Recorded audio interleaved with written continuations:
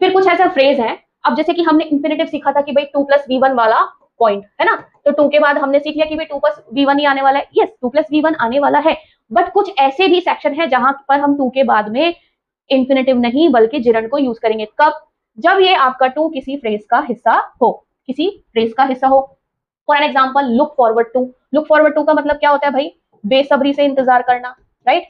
बेसब्री से इंतजार करना होता है इस फ्रेज का मतलब। ठीक है, अब ये 2 क्या है? ये 2 जो है आपके फ्रेज का हिस्सा है, लुक फॉरवर्ड टू का हिस्सा है। ठीक है, तो अब मैं इसको इससे अलग नहीं मानूंगी। तो जब ये 2 इस पूरे फ्रेज का हिस्सा है तो मैं क्या करूंगी? अब इसके बाद में, इस 2 के बाद में आने वाली हर एक वर्ब को आईएनजी फॉर्म में लिखूंगी, अर्थात जिरंड के रूप में ही लिखूंगी। I am looking forward to. देखो ये जो लुक है ये तो यहाँ की प्राइमरी वर्ब है, आप चाहो तो इसको लुक्ड भी बना सकते हो, आप चाहो तो सिर्फ प्रेजेंट टेंस में भी लिख सकते हो, आप चाहो तो इसको प्रेजेंट कंटीन्यूअस टेंस में भी लिख सकते हो, है ना। ये मेन वर्ब है यहाँ की जो टेंस को चेंज करती है। ठीक है, फाइनाइट और नॉन फाइनाइट एक वर्ड होता है, तो ये फाइनाइट वर्ब है that can change its tense, और नॉन फाइनाइट वो होती है जो अपने टेंस को नहीं बदल सकती, जैसे कि ये अपने टेंस को कभी नहीं बदलेगी।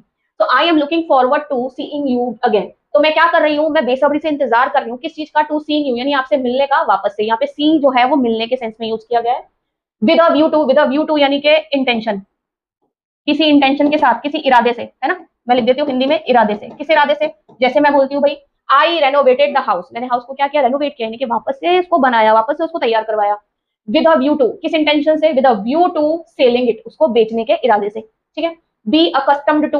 अकस्टम टू यानी किसी चीज की आदत कर लेना। अभी जैसे हमने लास्ट टाइम एक वीडियो में यूज टू को भी डिस्क्राइब किया था, है ना, आदि होना के सेंस में, तो वहां पे भी हम यूज टू के बाद में आईएनजी फॉर्म यूज कर रहे थे, तो ये वही फ्रेज है। तो I am accustom to having 8 hours sleep, तो मैं क्या हूं? मैं आदि हूं, या आई एम यूज्ड टू भी बोल सकते हैं यहाँ पर हम।